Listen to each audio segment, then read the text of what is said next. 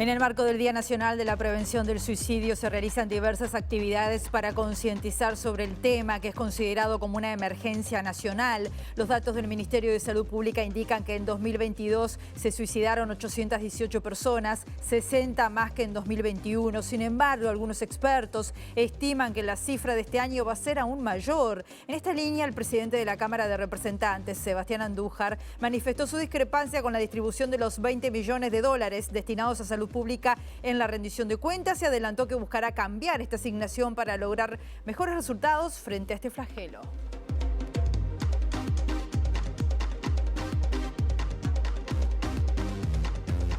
¿Qué tal? ¿Cómo están? Bienvenidas, bienvenidos a MBD Noticias. Comenzamos con la información con 9 grados nada más a esta hora aquí en Montevideo, en la máxima 10. No hay demasiado para esperar en materia de clima hoy. Va a seguir con bajas sensaciones térmicas, con los vientos soplando del suroeste al sur entre 10 a 30 kilómetros por hora con rachas de 40 kilómetros. Mañana va a estar con el cielo algo nuboso, periodos de nuboso y también bajas temperaturas y heladas agrometeorológicas. Estamos viendo como siempre las cámaras del Centro de Gestión de Movilidad de la Intendencia de Montevideo en Carlos Principale, entre Carvajal y Baltasar Brum, hasta las 17:30 horas. Está afectado allí por obras el tránsito. En Asturias, entre Asamblea y la Rambla República de Chile, también en este caso hay un corte hasta las 16:30 horas también. Y en Pablo de María, entre Charrúa y Guaná, también hasta las 16:30 horas hay un corte por obras.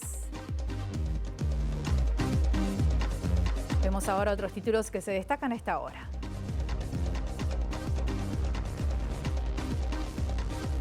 Los niveles de cloruro y de sodio en el agua suministrada por OCE en Montevideo y el área metropolitana se ubican en sus mejores valores desde la declaración de la emergencia hídrica en esta zona del país. El Plenario Nacional del Frente Amplio aprobó el proyecto de las bases del programa que presentará a la ciudadanía en las elecciones de 2024. Entre otras cosas, se plantea una nueva reforma de la seguridad social, así como cambios en las políticas de educación, seguridad y vivienda. El Ministerio de Desarrollo Social recibió durante la noche del domingo 377 solicitudes de refugio para personas en situación de calle. Esto se produjo en el marco del anuncio de temperaturas muy bajas por parte de INUMED. El presidente de España, Pedro Sánchez, anunció durante la cumbre CELAC-Unión Europea que América Latina recibirá más de 40.000 millones de dólares para el desarrollo de obra pública y se mostró confiado en destrabar el acuerdo Mercosur y la Unión Europea.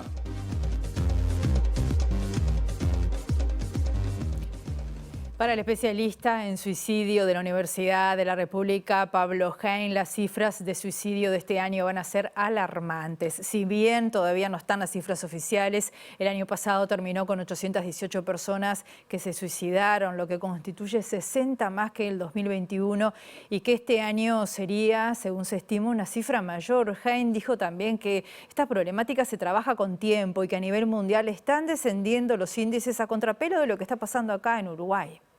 En lo que se llama el confinamiento de la pandemia, los suicidios descendieron y lo que sí se sabe es que los países que no trabajaron la pandemia, el tema de la muerte, sobre todo en términos sociales y culturales, estos fenómenos se han desencadenado abruptamente en los años posteriores.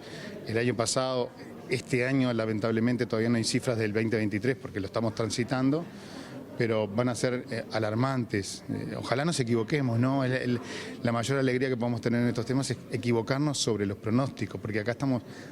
Recordemos que estos son vidas, ¿no? Recordemos que estos son vidas, son uruguayas y uruguayas que se matan, ¿sí? Y que dejan sus secuelas en la sociedad, dejan una muerte inexplicable a su familia, a su contexto, y hay como cierta también reproducción cultural de esos fenómenos, de esa estigma que le ponemos a los allegados y a la familia. Entonces, la pandemia es otra excusa que tenemos los uruguayos también para salir del tema rápidamente. Vamos por problemas de pandemia. Bueno, no solo por un problema de pandemia, sino también cómo trabajamos la pandemia en aspectos más allá de lo sanitario. Y en este Día Nacional de Prevención del Suicidio, el decano de la Facultad de Psicología, Enrico Irrazábal, dijo que el tema de la salud mental es un problema político nacional grave. En entrevista con Primera Edición de MBD Noticias, el académico aseguró que estamos en una situación de emergencia y que sería más barato trabajar en la prevención. El suicidio es lo que hay que hablar. es de lo que hay que hablar. No hay contagio por suicidio, es de lo que hay que trabajar. En secundaria, por ejemplo, no existen materias que traten específicamente el suicidio. Y ahí tenemos uno de los sectores. Un país que no crece tiene en los jóvenes y jóvenes varones de las principales muertes. Hombres, jóvenes y hombres viejos son los extremos del suicidio en Uruguay. El decano de Psicología señala que la falta de recursos en la universidad compromete la formación y desarrollo de programas en salud mental y apuntó que incrementar el gasto para salud mental en el tema adicciones es un reduccionismo del tema. La UDELAR hoy tiene asignado para esta rendición de cuentas 0 pesos, ¿no? Entonces, la perspectiva de la formación sobre cualquier temática, en este caso el suicidio, está en una interrogante. Esto es un problema político nacional, es grave. Estamos ante una situación de emergencia de hace muchos años, muy peligrosa en nuestro país y que hay que tomarla en la globalidad de las condiciones de vida de quienes podemos ingresar en proceso de padecimiento. Y el presidente de la Cámara de Representantes, Sebastián Andújar, afirmó que de los 20 millones de dólares de esta rendición de cuentas es necesario reasignar recursos para salud mental, ya que a su entender es la principal emergencia que está viviendo nuestro país. Yo creo que reorganización, reasignación, para tratar de involucrar a todas las instituciones que están trabajando o que tienen planes importantes para el futuro en cuanto al problema de salud mental. Desde mi punto de vista particular, y así lo he trasladado a mi partido, no podemos dejar afuera la academia, no quiero entrar en la discusión de si no dejar afuera la academia es darle recursos a la UDELAR, porque está el hospital de clínicas también en el medio, pero tenemos que admitir que la formación científica que atiende hoy esta problemática está formada en la Universidad de la República, en su 80%, que hay un buen plan, que no requiere de muchos recursos y que creo que se podría integrar, que hoy no está integrado. ¿Y de qué forma lograr esto? Reasignación de recursos. Hay una dotación de 20 millones que está dividida en el articulado en distintas instituciones, en distintos incisos, que creo que con buena voluntad, con una buena apreciación desde el punto de vista sobre todo el futuro, de cómo se pueden aplicar o cómo se le puede sacar mayor eficiencia a estos 20 millones, hay alguna reasignación como para comprenderlos a todos. Vamos al primer móvil del mediodía, a recibir con mucho gusto a nuestro compañero Luca Veloz, porque este fin de semana surgieron novedades en materia política. ¿Cómo estás, Luca? Bienvenido, buen mediodía, adelante. Buen mediodía, Rosina. Como tú lo decías, este fin de semana se realizó el plenario nacional del Frente Amplio, que llevó el nombre de Mariano Arana, en homenaje al ex senador y ex ministro de Estado. Allí se lanzó la nueva etapa, el programa por Uruguay, así lo ha denominado la fuerza política que emprenderá de ahora en más una discusión en 30 unidades temáticas sobre 7 niveles, 7 pilares. Se estará discutiendo un camino que es la continuación de lo que fue la recorrida por el Uruguay del año pasado y que en agosto próximo tendrá su primera instancia en Florida. Por eso estamos con Álvaro García, el encargado de la Comisión de Programa del Frente Amplio. Bueno, estas 30 unidades temáticas sobre estos 7 ejes, ¿qué es lo que van a discutir? Bueno, son 32 finalmente, porque es muy movible eso. El Frente tiene su Comisión Nacional de Programa, integrada por los sectores y representantes de las bases, y además tiene 32 unidades temáticas. Trabajaron durante el último año y pico, prácticamente después del referéndum del año pasado, inmediatamente la comisión empezó a trabajar, las unidades temáticas trabajan de manera permanente, y todo eso derivó en un documento de propuesta de bases programáticas del Frente Amplio que se presentó en el plenario el sábado, y que va a ser discutido en todos los comités del país, a lo largo y a lo ancho, toda la estructura del Frente de aquí a diciembre, cuando tengamos el Congreso Programático, donde va a ser, bueno, discutido in situ y aprobadas las bases programáticas del Frente, que es la propuesta que el Frente le va a llevar a la ciudadanía en las elecciones de 2024. ¿Qué va a pasar ahora en Florida y de ahora en más cuál va a ser el calendario? Bueno, el jueves 3 de agosto se va a hacer el lanzamiento en Florida, lanzamiento público de estas bases programáticas. Ya las mismas están distribuyéndose a lo largo y ancho del país, en todos los comités, como decía anteriormente, y los compañeros y compañeras de todo el país van a empezar a discutirlas. Estas bases programáticas tienen una extensión menor que las bases programáticas anteriores. Son 78 páginas establecidas, como decías tú bien hoy, en 7 ejes programáticos que son en los que ordenamos este trabajo. ¿Dónde van a poner el foco esos ejes? Se habla por allí de los 100.000 uruguayos que han caído en la pobreza en este último tiempo, pero ¿qué otras preocupaciones tienen los Frente Amplio? Bueno, el objeto de todas las bases programáticas es todos los aspectos del país. Y bueno, es el que abarca las 32 unidades temáticas. El trabajo es una prioridad y esa es la línea estratégica número 4. No por orden, pero es una línea estratégica específica, ya de arranque nomás en el primer eje, el trabajo una prioridad y ahí hay una serie de medidas. Las bases programáticas divididas en 7 ejes, como decíamos, tienen en esos 7 ejes 45 líneas estratégicas. Esta propuesta, ¿no? Eso puede variar después. Y además tienen 375 acciones prioritarias. Recordando siempre que son bases programáticas, que no es un plan de gobierno. Entonces, la mayor bajada a tierra, por decirlo de alguna manera, va a venir luego de aprobado el programa, de definidas las candidaturas durante el año electoral, en el establecimiento de un plan de gobierno, que necesariamente tiene que ser en ese momento, porque cuanto más cerca del cambio de gobierno es muy importante contar con toda la información más reciente para las cosas que son más inmediatas. Las bases programáticas dan una visión de país, un modelo bien distinto al modelo que está impulsando adelante el herrerismo a través de esta coalición multicolor y pautan lo que es la mirada del Frente Amplio, principal fuerza política del Uruguay, para lo que entiende que debe ser el país en una nueva etapa. Una etapa bien distinta. Esto no es el 2005, no es el 2010, ni el 2015, ni el 2020. Entonces, así lo encaró la Comisión y así lo va a proponer a la ciudadanía. 3 de agosto entonces en Florida y el trabajo hacia el 8, 9 y 10 de diciembre, que será el Congreso, que tendrá el nombre además del expresidente doctor Tabaré Vázquez. Muchas gracias, Luca. Y ahora nos vamos en el Parlamento. El proyecto de rendición de cuentas está siendo allí analizado, se están recibiendo diferentes delegaciones. Es el caso, por ejemplo, de una delegación de Fiscalía que por estas horas está desfilando allí en el Parlamento y está trabajando nuestro periodista Eduardo Delgado. Buen mediodía, Eduardo. ¿Cómo estás? Adelante, bienvenido.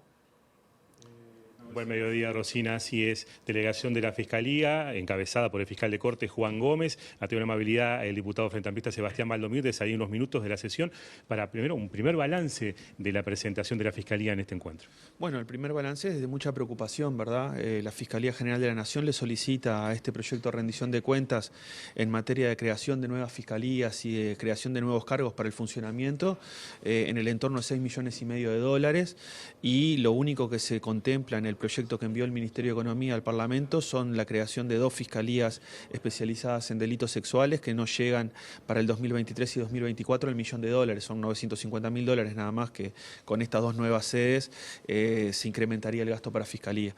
La preocupación porque, bueno, quedan por el camino pedidos como una Fiscalía Anticorrupción en Montevideo, el fortalecimiento de las 3 fiscalías de homicidios en Montevideo, que también se le pide cargos adjuntos y no se les contempla, una fiscalía para cárceles también, que no está contemplada en el proyecto del Poder Ejecutivo, creación de cargos a nivel de, por ejemplo, la unidad de víctimas y en el sistema informático que funciona la Fiscalía General de la Nación, y nada de eso es contemplado por el proyecto.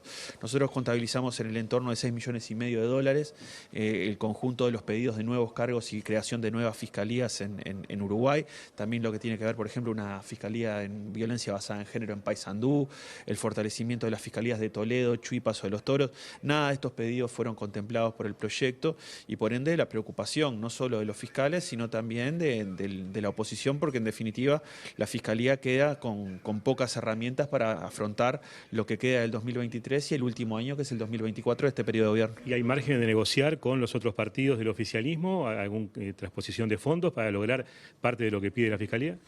Es difícil cuando se habla de números tan diferentes, ¿no? Porque $6,5 millones, que es lo que pide el mensaje del organismo, y apenas $950.000 lo que le otorga el Poder Ejecutivo, a nosotros nos parece que igual, aunque haya un leve o un pequeño incremento del presupuesto asignado, van a quedar muchas cosas por el camino, y las cosas que quedan por el camino son muy importantes. Una Fiscalía Anticorrupción que, según el fiscal Gómez, está recibiendo una tendencia enorme de investigaciones en curso, y tengamos en cuenta que la Fiscalía de Lavado de Activos empezó a funcionar, por ejemplo, el 1 de febrero de este año, y ya tiene 26 investigaciones en curso. Es decir, el propio fiscal nos está diciendo de que hay temas de corrupción y temas de lavado de activos que están aumentando en el país, y hoy no cuenta con los recursos suficientes para funcionar debidamente. ¿Considera que el foco del gobierno no está en estos temas por alguna razón en particular desde el frente, o es un simple tema de presupuesto? No, es una contradicción. Por ejemplo, en la interpelación al ministro del Interior nos dijo que estábamos en guerra contra el narcotráfico, que el narcotráfico es el que explica la mayor cantidad de homicidios en el país. Aquí se están pidiendo 3 fiscales adjuntos para las fiscalías de homicidios en Montevideo y no se les reconoce ningún cargo. Es decir, a nosotros nos parece que hay inconsistencias entre, por ejemplo, la demanda de seguridad y la demanda de mayor investigación de delitos, y por otro lado que no se le dé los recursos que solicita la Fiscalía. Es como un mensaje contradictorio. Si esto es por que falta plata o faltan recursos, sería una discusión, pero entendimos nosotros cuando vino la ministra de Economía que había recursos para fortalecer áreas importantes del funcionamiento del Estado, pero por lo que se ve hasta ahora, recién estamos empezando la segunda semana de rendición de cuentas, esa plata por ahora no aparece. Muchas gracias, Valdomir, muy amable. Bien, estábamos viendo las declaraciones entonces allí del diputado Valdomir del Frente Amplio, planteando la preocupación que hay en la oposición por los recursos escasos que están destinados para Fiscalía. Pero seguimos hablando de rendición de cuentas, porque los sindicatos de OCE, UTE y ANCAP han denunciado que hay un recorte en el presupuesto de las empresas públicas para beneficiar a privados, y anunciaron movilizaciones con ocupación de centros de trabajo. El presidente de FOSE, Federico Kramerman, afirmó que con la actual crisis del agua se demostró que el organismo no estaba preparado para garantizar agua potable a la población. El objetivo de los trabajadores y trabajadoras de OCE jamás es la gente y la población. El servicio va a estar asegurado, ¿sí? Nuestra disputa es con el directorio, porque justamente si no se repone personal en la OCE, si no se recompone la carrera funcional, se ve en serio peligro el servicio. La crisis del agua demostró que la OCE no estaba preparada para hacer frente y para garantizar el abastecimiento de agua potable. De hecho, estuvimos 60 días sin poder garantizar agua potable debido, no es solo por la sequía, sino a las extremas y malas condiciones que tiene la OCE a su interna. Por suerte ha llovido y se ha mejorado la calidad del agua. Esperemos que eso se pueda sostener. Debieron haberse hecho las inversiones cuando empezó la crisis hídrica y no intentar rifársela para ahorrar dinero. La obra de trasvase de Río San José es una obra que va a aportar solución. Nos preguntamos por qué no la empezaron en enero y quizá nunca hubiéramos tenido que bombear agua salada. ¿Qué pasó? Que el Poder Ejecutivo y la Oficina de Planeamiento y Presupuesto prefieren ahorrar dinero a costa de que sea la gente la que pague las consecuencias, y eso es lo que hicieron. Y a propósito del agua, los niveles de cloruro y de sodio en el agua que está siendo suministrada por OCE en Montevideo y el área metropolitana están en sus mejores valores desde la declaración de la emergencia hídrica en esta zona del país. Asimismo, las reservas de agua dulce en la represa de Paso Severino continuaron en aumento. El último informe divulgado por Presidencia de la República confirmó la mejora en la calidad del agua suministrada por OCE en Montevideo y la zona metropolitana. Según el informe, los niveles de cloruro se ubicaron entre los 77 y 85 miligramos por litro de agua en las 3 líneas de bombeo, por debajo del límite máximo excepcional de 720 miligramos por litro establecido por el Ministerio de Salud Pública tras la declaración de la emergencia hídrica. En tanto, los niveles de sodio se ubicaron entre los 80 y 84 miligramos por litro de agua, cuando el límite excepcional se fijó en 440 miligramos por litro. De esta forma, el agua consumida en Montevideo y la zona metropolitana volvió a ingresar dentro de los parámetros de definición de agua potable del decreto 375 de 2011, que prevé un máximo de 200 miligramos de sodio y 250 miligramos de cloruro por litro de agua. Asimismo, las lluvias registradas en los últimos días sobre la cuenca del río Santa Lucía permitieron un aumento sostenido de las reservas de agua dulce en la represa de Paso Severino. El último informe establece que las reservas de agua dulce superaron los 6 millones de metros cúbicos. Hace 2 semanas, la reserva de agua de Paso Severino alcanzó un nivel crítico, ya que apenas se superaba el 1.100.000 metros cúbicos. Y la Organización Panamericana de la Salud, la OPS, emitió hoy un comunicado donde se desmarca de la opinión del relator especial de Naciones Unidas sobre la crisis hídrica en nuestro país. La OPS aclara que el comunicado del relator fue realizado con absoluta independencia y que los enunciados no fueron consultados con la oficina de la OPS aquí en Uruguay. Por lo tanto, las recomendaciones son de exclusiva responsabilidad del relator especial, dice, y no comprometen la posición de la OPS en la materia. Además, el organismo dijo que va a continuar apoyando al Gobierno y al Ministerio de Salud Pública en superar la crisis.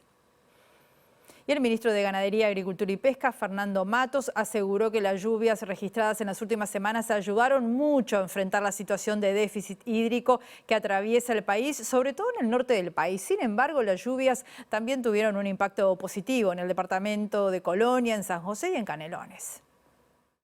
El norte está bastante mejor, inclusive hay zonas con cierto exceso de agua, pero lógicamente que el sur es lo que más preocupa. Pero zonas muy afectadas como era San José, Colonia, Canelones mismo, tuvieron unas lluvias que aliviaron bastante la situación y se nota en el ánimo de los productores que están más conformes, más contentos, considerando la época del año, pero falta mucho todavía para reponer los acuíferos, para reponer los reservorios en superficie. El sector arrocero está esperando más precipitaciones para que justamente lo que son las represas se puedan completar y poder alcanzar el objetivo de ampliar inclusive el área de cultivo.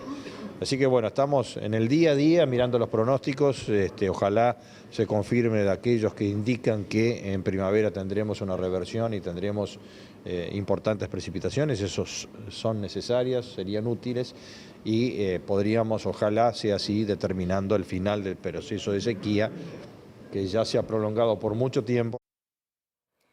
En el marco del anuncio de temperaturas muy bajas por parte de INOMED, el MIDES informó que en la noche de ayer recibió 377 solicitudes de refugio para personas en situación de calle y fueron recibidos 188 contactos entre llamadas al 0800-8798 y el mensaje al WhatsApp, que es el 092-910-000.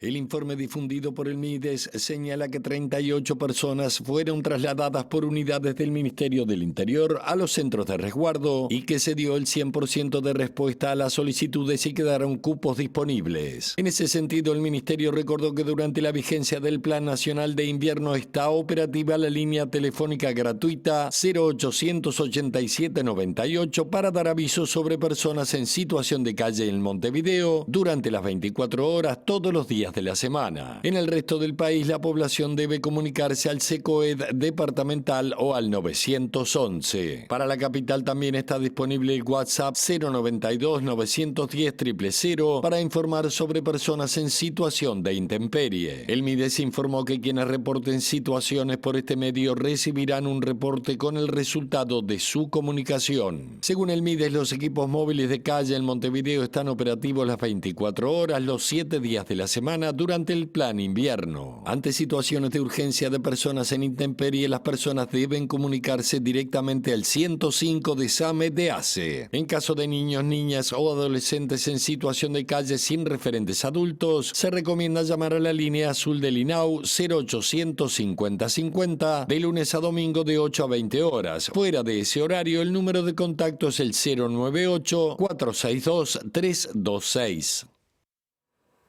Hacemos una pausa muy breve, volvemos enseguida.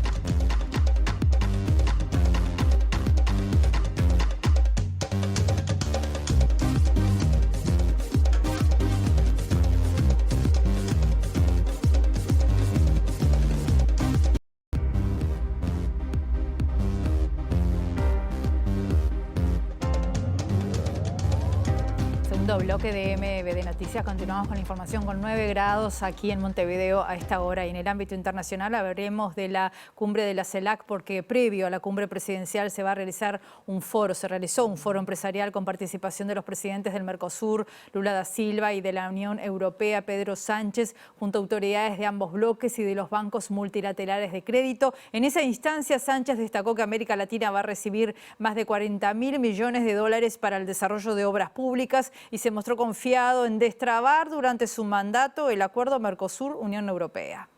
Creo que el importante anuncio que ha hecho la presidenta de la Comisión de que se van a destinar más de 40.000 millones de euros a través de esa iniciativa de Global Gateway a inversiones públicas de Europa a América Latina y el Caribe es un extraordinario comienzo de lo que yo creo que va a ser un éxito de cumbre. Lo es desde el punto de vista político, porque estamos hablando de que esta es la primera cumbre que se celebra conjuntamente entre la Unión Europea y la América Latina y el Caribe desde hace 8 años. Desde hace 8 años, y en 8 años han pasado muchas cosas. En segundo lugar, lo es porque en esta cumbre vamos a aprobar, muy probablemente, un mecanismo de diálogo permanente entre ambos bloques para concertar, compartir, aplicar políticas estratégicas en muchos de los desafíos globales que están afrontando nuestras sociedades. Estamos hablando de la desigualdad, de la igualdad de género o también, lógicamente, del cambio climático. Tenemos pendiente también el Mercosur, que esperemos que a lo largo de estos 6 meses podamos seguir dando pasos y que podamos, ojalá, en nuestra presidencia llegar a una positiva conclusión. Pero si no es así, al menos que podamos dar pasos para que esta firma entre el Mercosur y la Unión Europea pueda ser una realidad. Y un tribunal de apelaciones de Bolivia ratificó la sentencia de 10 años de cárcel impuesta en 2022 a la expresidenta de facto Yanina Áñez dentro del denominado caso Golpe de Estado 2. De esta manera quedó firme el fallo de primera instancia donde la expresidenta fue hallada culpable de incumplimiento de deberes y resoluciones contrarias a la Constitución y las leyes. Los delitos imputados por la Fiscalía son por haber asumido en 2019 la presidencia del Senado y luego de Bolivia sin cumplir los requisitos constitucionales. Esto sucedió a consecuencia del golpe de Estado contra Evo Morales impulsado por informes de la Organización de Estados Americanos sobre un supuesto fraude electoral en los comicios de octubre de ese año. Posteriormente se comprobaría que esos informes habían sido fraguados para deslegitimar la reelección de Morales. Por este tema, el secretario general de la OEA, el uruguayo Luis Almagro, también está siendo investigado por la justicia boliviana. Con Áñez en el poder entre el 15 y el 19 de noviembre se produjeron las llamadas masacres de Sacaba y Sencata, donde se ordenó reprimir las protestas por el quiebre institucional, asesinando a 30 personas, hechos por los cuales Áñez está siendo juzgada en otra causa. La condena refiere a lo ocurrido entre el 10 y el 12 de noviembre de 2019. La sentencia respalda la actuación del juez de primera instancia, quien, tras conocer la noticia, destacó que las pruebas fueron suficientes para que el tribunal tenga la plena convicción sobre la participación y responsabilidad penal de Áñez en la ruptura del orden democrático. Nos vamos, volvemos a las 19 horas en nuestra edición central. Que pasen muy bien, hasta luego.